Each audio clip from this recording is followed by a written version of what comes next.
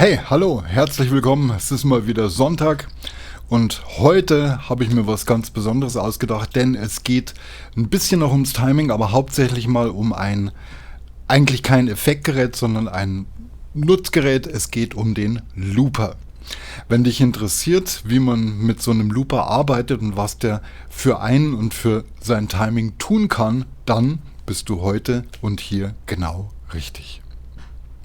Erstmal ein ganz herzliches Willkommen zurück. Wir haben die 900 Abonnentengrenze geknackt. Leute, vielen, vielen Dank. Ich bin wirklich, wirklich froh, dass so viele Leute Spaß dran haben an den Videos, die ich hier so für euch verzapfe. Okay, wie gesagt, heute geht es um den Looper. Looper ist ja eigentlich der große Bruder vom Delay. Delay heißt, ich spiele einen Ton an und der Ton kommt, dann halt wieder zurück. Einmal, mehrfach, schnell, langsam, wie auch immer. Und ein Looper macht eigentlich genau das Gleiche. Der Begriff kommt ja eigentlich daher, stell dir ein Tonbandgerät vor, falls das noch, also unsere Altersschicht kennt Tonbänder noch, kennt Kassettengeräte, kennt die großen Bandspulengeräte natürlich auch noch. Oder? Und wenn du dir jetzt vorstellst, so ein Band läuft immer im Kreis rum, wie es beim Tape-Delay ist, und wir machen das Band ein bisschen länger, dann haben wir eine Schleife, eine Loop, und auf dieser Loop können wir halt was aufzeichnen und können die immer wieder von vorne beginnen, im digitalen Zeitalter, also in unserer digitalen Welt natürlich, immer wieder übereinander stapeln, und genau das macht ein Looper. Da gibt es natürlich jetzt ganz unterschiedliche Geräte, die gibt es ja auch schon ewig, die Dinger. Die gibt es in Rot, in Blau, in Grün, in Lila. Ich habe hier mal zum Beispiel den Jamman Solo XT. Sieht dann so aus. Der hat ganz viele Fähigkeiten, der kann Sachen speichern. Der hat vor allem eine Synchronisationsmöglichkeit mit anderen Geräten aus dieser Serie. Dann gibt es dazu noch einen Jamman Vocal XT, und auch der sieht ja eigentlich so ziemlich genauso aus. Der hat halt nur ein Knöpfchen, aber der kann auch mit synchronisiert werden mit den anderen Loopern, was für ein Akustik-Setup nämlich richtig, richtig cool ist. Ich habe vor einiger Zeit eine Live-Geschichte gemacht, kannst du hier ja mal gucken. Da habe ich mit 3 Loopern aufgebaut und quasi alleine eine ganze Band ersetzt und mehrere Gesangsspuren übereinander gesetzt und so weiter und so fort. Also das kann man damit auch machen. Dann habe ich hier noch ein drittes Gerät. Das ist der große Jamman.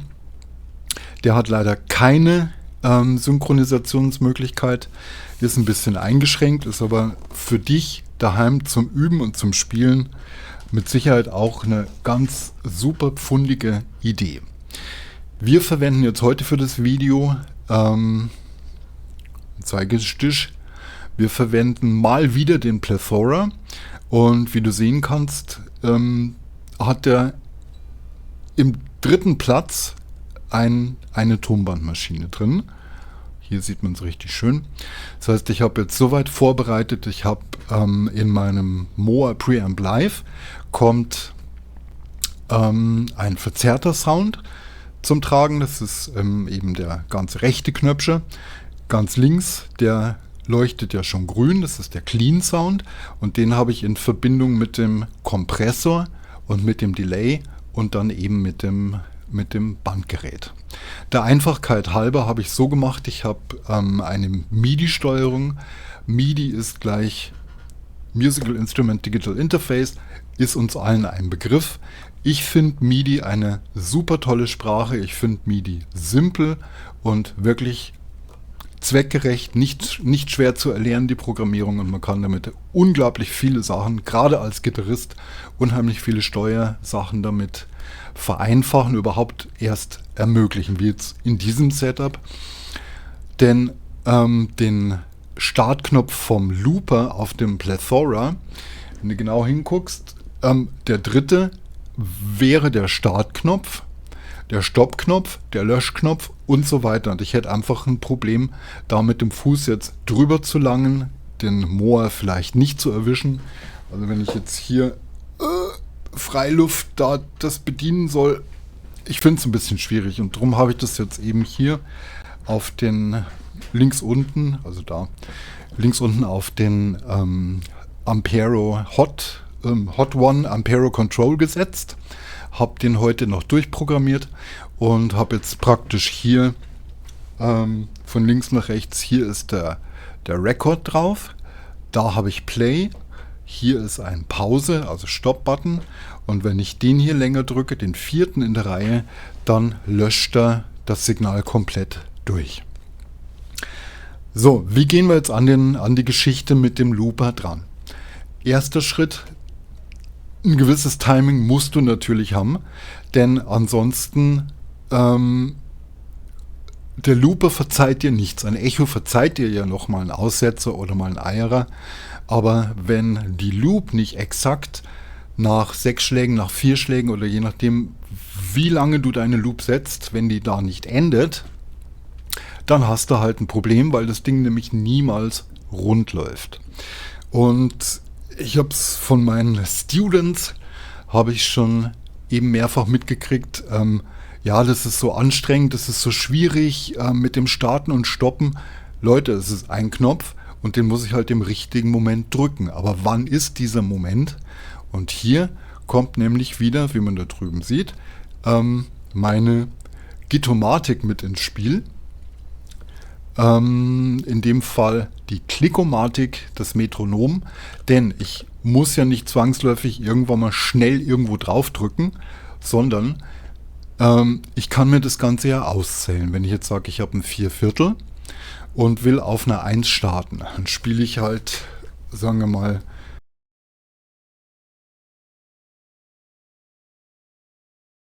was weiß ich, irgendein Akkord. 1 und 2 und 3 und 4 und Fuß hoch, 1.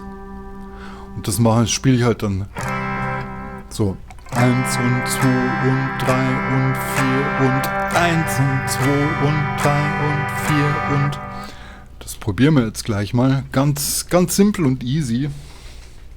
Also ich recorde hier. 1 und 2 und 3 und 1 und 2 und 3 und 4 und 1 und 2 und 3 und 4. 1 und 2 und 3 und 4 und 1 und 2 und 3 und 4 und 1 und 2 und 3 und 4 und 1. So, und somit habe ich meine Loop nämlich schon gesetzt. Die kreist jetzt vor sich hin und ich kann jetzt da entweder overdubben oder eine Melodie dazu spielen.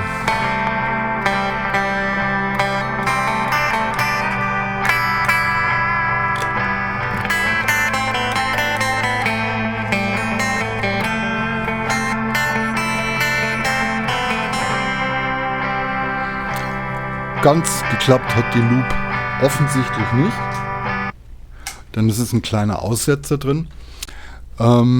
Die Jamman-Serie, die synchronisiert ein bisschen, das heißt, die hört dir zu, rechnet dein Timing raus und korrigiert dann eben den Einser, damit der richtig auf die richtige Stelle geschoben ist.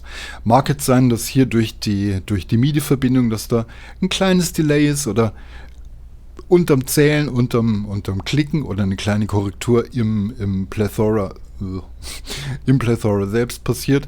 Es war nicht ganz auf der 1. Weit genug auf der 1, aber genau dafür mache ich ja diese Serie, damit du dann auch siehst, wie es funktioniert, wo die Tücken sind und wie du die vielleicht auch umschiffen kannst. Okay, jetzt haben wir also hier diese Loop gesetzt. Ich habe es jetzt gerade mal schon durchgelöscht, hier mit meinem Button 4. Und jetzt versuchen wir das mal mit richtigem Timing anzusetzen.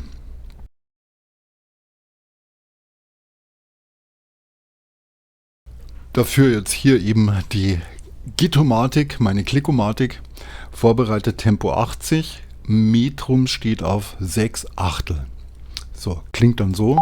1, 2, 3, 4, 5, 6, 1. Und da habe ich mir eben Folgendes ausgedacht. Ein kleiner Gruß an dieser Stelle. Marty Friedman hat die Vorlage geliefert. Es ist in ungefähr diese Abfolge. Und zwar habe ich hier ein E-Moll, genau gesagt einen E-Moll 9.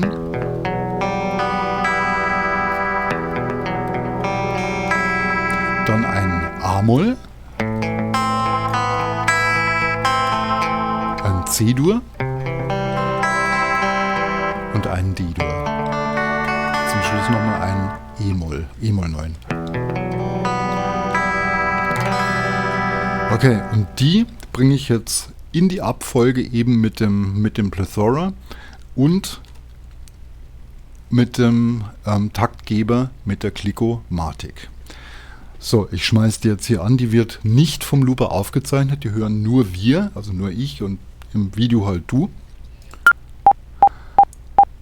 So, und somit versuche ich jetzt da mal, muss ich hier aufs rechte Bein mal gehen.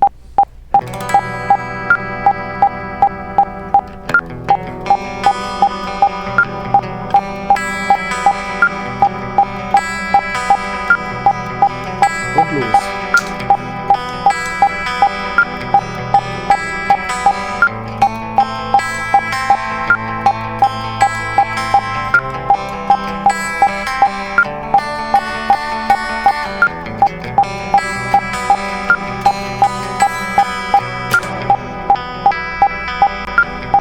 So, jetzt haben wir hier einen Begleittrack drin, die Akkorde.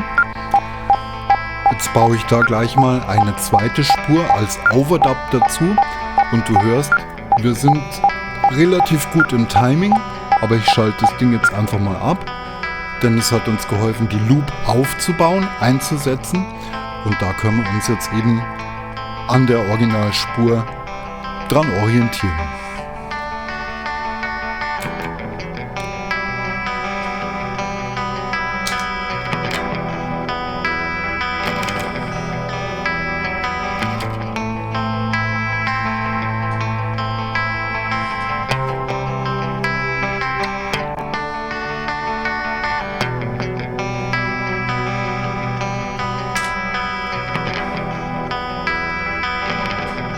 So, jetzt haben wir das als Overlay drauf.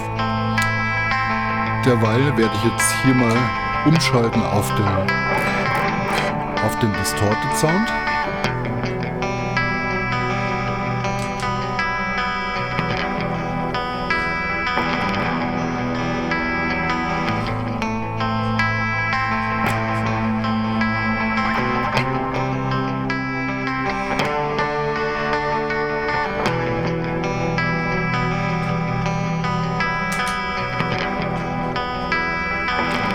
Wie du hörst, der Anfang holpert ein bisschen, aber ich denke, wir sind trotzdem recht gut im Timing.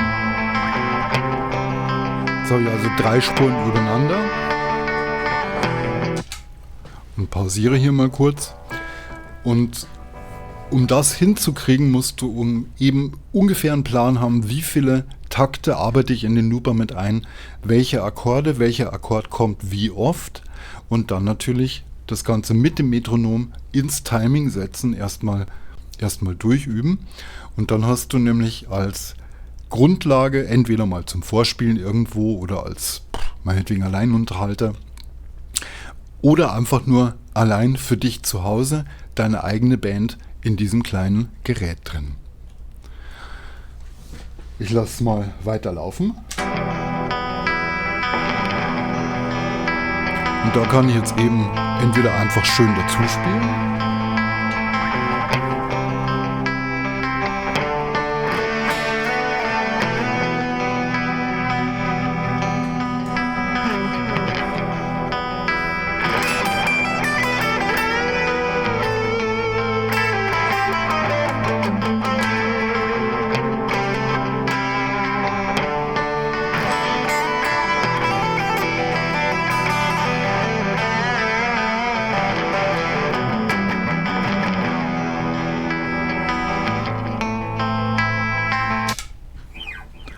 Oder, was ich natürlich auch machen kann, ich kann jetzt ein weiteres Accessoire mit ins Spiel bringen. Das ist der Joyo Sustainer. Muss man ein bisschen im Griff haben, wie das Ding funktioniert. Das ist einfach nur mehr oder weniger, auf gut Deutsch erklärt, ein Elektromagnet, und der bringt in einer bestimmten Frequenz deine Saite zum Schwingen.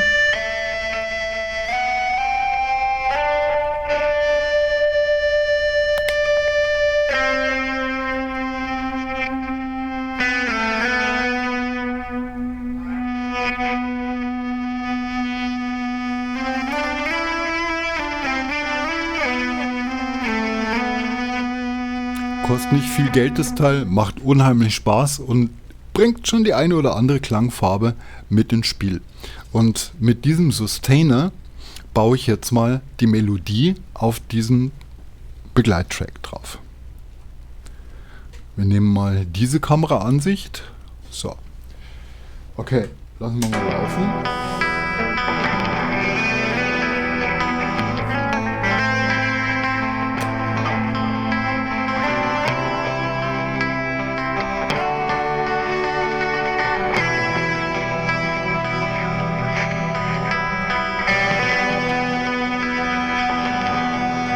Jetzt schwingt er.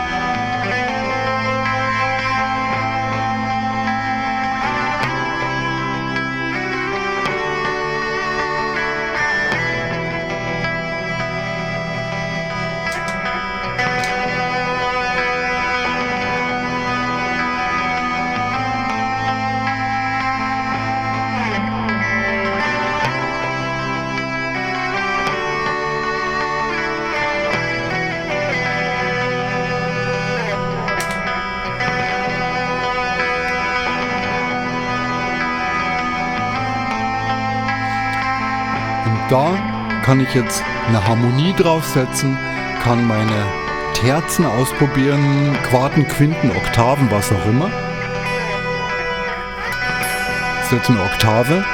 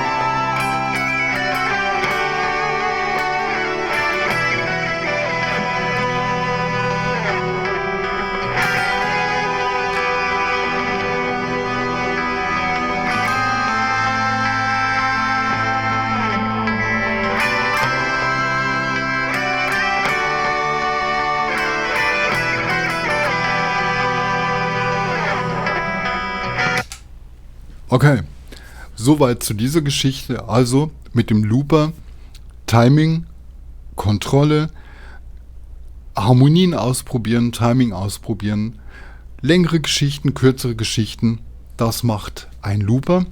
Und wie gesagt, das ist jetzt die einfachste Inkarnation eines Loopers, die hier im Plethora als gratis quasi mit dabei ist. Aber die anderen Looper, also die wir da gesehen haben, die haben noch deutlich mehr Möglichkeiten, eben mit Synchronisation. Dann kannst du den letzten Overdub, wenn du dich verspielt hast, den kannst du dann mit Hold, kannst du dann rauslöschen, die anderen bereits eingespielten Loops bleiben drin. Du kannst deinen Loop speichern, kannst dann mit Hilfe von ein bisschen externer Hardware, also zusätzlicher Fußschalter oder sowas, kannst du dann hergehen und kannst unterm Spielen zwischen den Programmen umschalten. Wenn du dann sagst, okay, zum nächsten Loopwechsel, wenn die Loop ausläuft, dann möchte ich einen neuen Speicherplatz abgespielt haben, dann drückst du halt irgendwann mal, während Loop A läuft, drückst du Next und dann springt das Gerät automatisch beim nächsten Loop-Ende in den nächsten Loop und fängt halt timinggerecht an. Also es unterstützt da durchaus schon ein bisschen.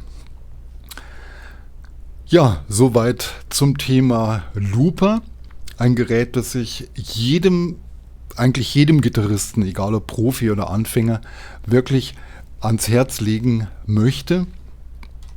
Denn es ist einfach so essentiell, dein Timing hinzukriegen. Und mit diesem Looper hast du halt unendlich viele Möglichkeiten, einfach mal eine einfache Begleitung hinklatschen und ja, und dann einfach was draus machen. Ich habe jetzt hier noch ein zweites Beispiel vorbereitet. Bin immer gespannt, das ist jetzt kein 6/8, sondern ein 4/4.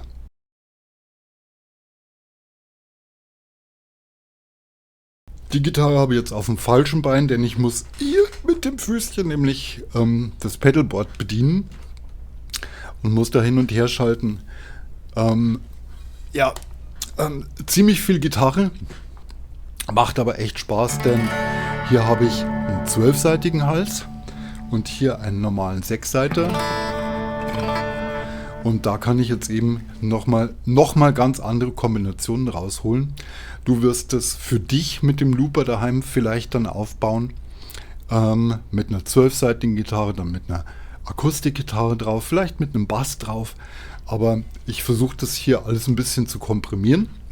Bin jetzt hier in der Gittomatik, da ganz außen, bin ich jetzt auf 4/4 zurückgegangen. Jetzt liegen wir praktisch hier. 1, 2, 3, 4 und da setze ich natürlich jetzt wieder, wie wir es ja in den vorhergehenden Teilen mal durchgesprochen haben, 1 und 2 und 3 und 4 und 1 und 2 und 3 und 4 und...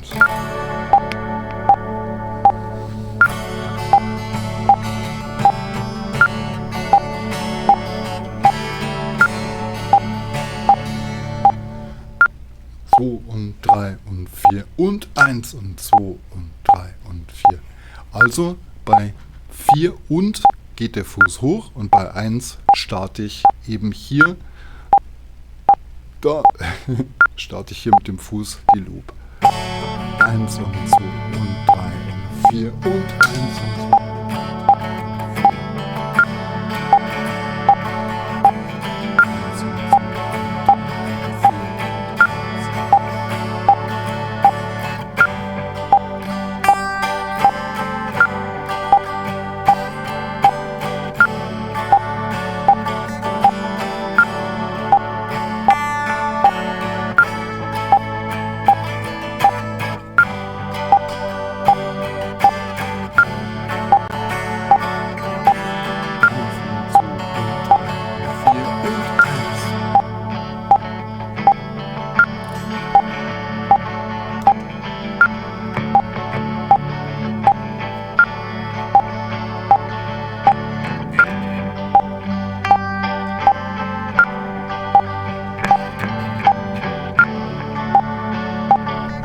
Läuft jetzt als Playback im Moment und jetzt schalte ich gleich eine Art rudimentären Bass mit dazu. So, das heißt, ich mache hier jetzt ein 1 und 2 Overdub, 3 und 4 und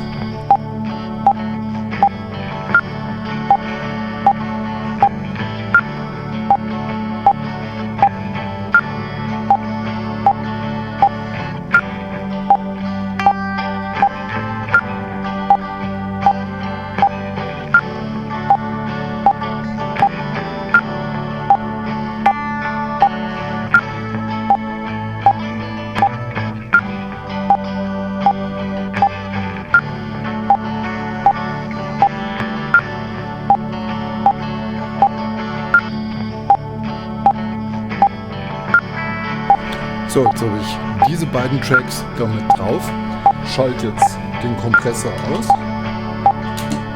gehe in den verzerrten Sound rüber und da kann ich jetzt ob der offenen Stimmung der 12-Seiter